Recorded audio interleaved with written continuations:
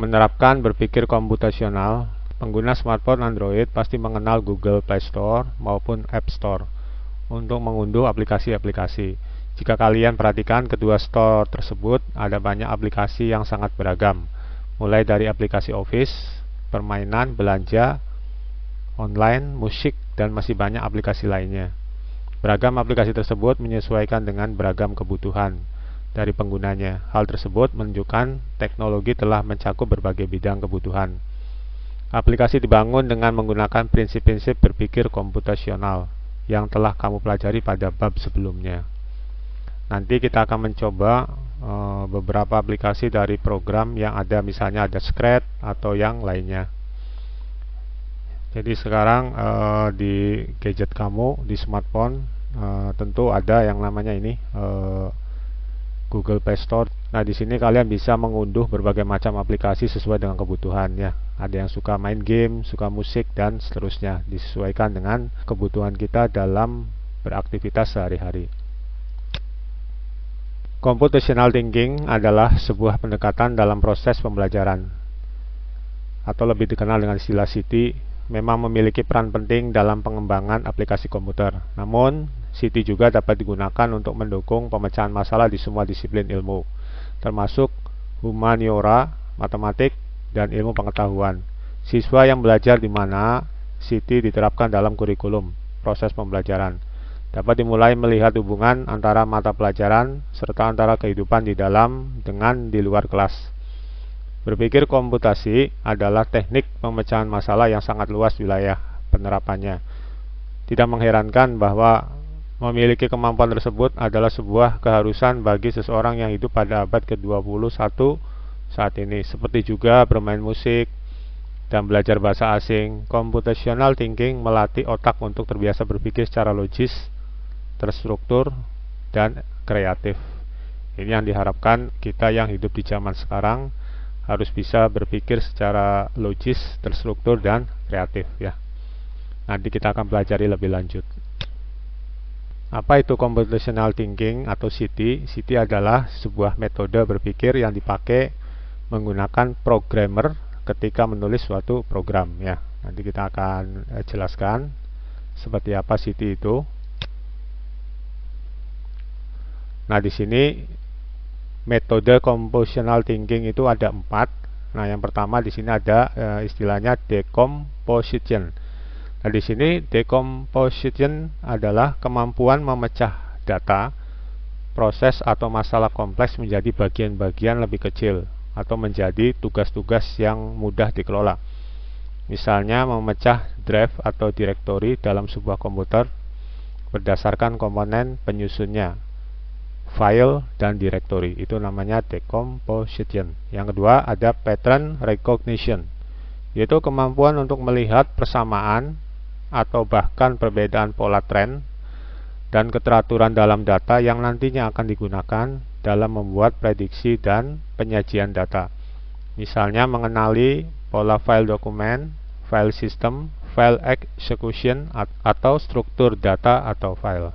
Selanjutnya yang ketiga, abstraksi, yaitu melakukan generalisasi dan mengidentifikasi prinsip-prinsip umum yang menghasilkan pola, tren, dan keteraturan tersebut. Misalnya dengan menempatkan semua file system di folder Windows, file program di folder program file, file data dokumen di folder My Document, dan file pendukung di drive atau directory terpisah.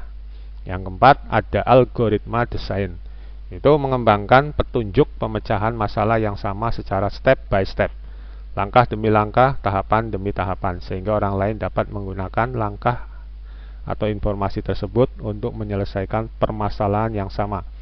Misalnya bagaimanakah langkah mencari file dokumen yang ada dalam sebuah komputer. Nah, di sini itulah beberapa metode computational thinking. Nanti kita akan praktekkan ya apabila waktunya sudah tepat, karena ini sekarang masih PJJ, pembelajaran jarak jauh. Ini hanya sekilas saja pemahaman tentang computational thinking, dan semoga kalian sedikitnya bisa memahami. Nanti kita akan coba terapkan dalam pembelajaran tatap muka ketika pandemi ini sudah berlalu.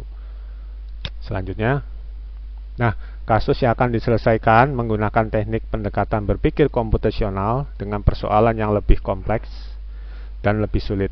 Kalian akan belajar cara menggunakan program untuk menyelesaikan persoalan yang memiliki jejaring, pola, dan algoritmik. Prinsip-prinsip jejaring, pola, dan algoritmik tersebut akan kalian terapkan ketika membuat program untuk menggambar pola, persoalan matematik, dan pemrograman robot. Nah, ini memang agak rumit ya kalau kita hanya menjelaskan menggunakan video pembelajaran, harus dipraktekkan ya secara langsung. Tapi tidak mengapa, semoga penjelasan yang singkat ini kalian nanti bisa pahami ya. Nanti ketika sudah tatap muka kita akan pelajari lebih lanjut ya. Ya, yang pertama di sini ada namanya menggambar pola fraktal. Salah satu pengguna pola yang sering kita temukan di Indonesia adalah penggunaan pola corak pada desain batik. Batik merupakan kain bercorak yang telah menjadi warisan budaya Indonesia. Nah, pada corak batik tersebut seringkali kita menemukan adanya pola yang berulang. Nah, kita ini bisa lihat di sini ada 3 contoh batik yang saya contohkan. Bisa dilihat di sini ada terjadi perulangan. Nah, di sini motifnya berulang-ulang. Di sini juga saya contohkan 3 model pola fraktal ya.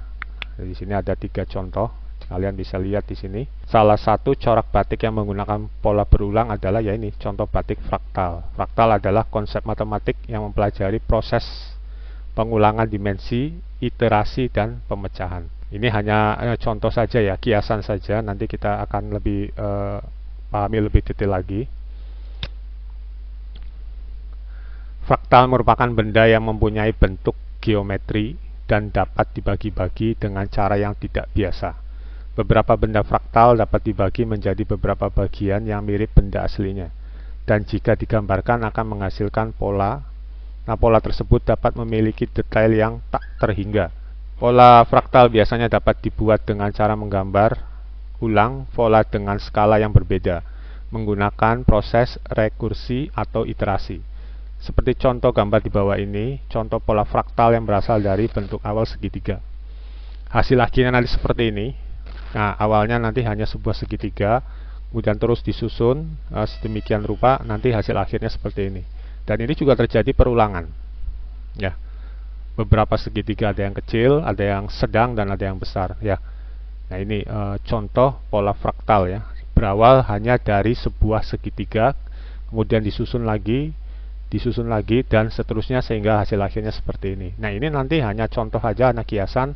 Nanti ini akan diterapkan dalam sebuah program atau algoritma nantinya. Nah, pada kesempatan ini kita akan belajar menggambar pola fraktal yang mempunyai bentuk awal segitiga seperti gambar di bawah ini.